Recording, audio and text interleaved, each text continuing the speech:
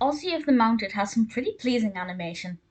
This is a 1928 Oswald the Lucky Rabbit cartoon, and I'll be honest, it took me a good few minutes to work out who Ozzie was.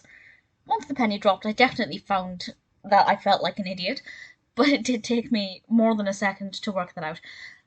Ozzie, Oswald, is trying to capture and arrest this scoundrel Pete.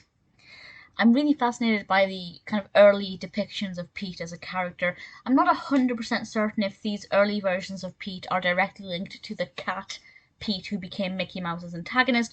Of course, it can't be the same character because when Disney no longer had the rights to Oswald, he had to create his own character, which we know ended up being Mickey Mouse. And with that, he created the antagonist Pete there as well. So I don't know if there are any copyright issues there actually, or if that was ever a thing. But regardless of that, that doesn't affect the enjoyment of this cartoon.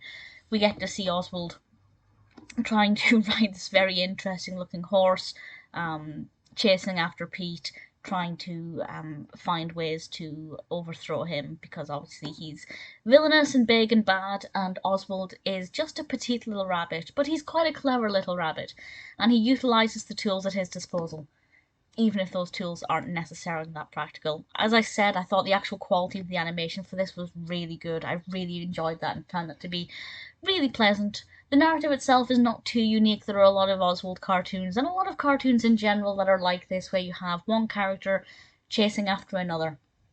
Particular highlights for me, without spoiling anything, one was when he was basically pancaked by a tree, and the little stars that appeared. Just little attention to detail like that I found to be really pleasant. Ozzie of the Mounted is not my favourite Oswald cartoon, but I can definitely see why it works. I thought the animation quality was very good, the narrative flowed very well. It's a pretty decent cartoon and one that I'm happy to recommend.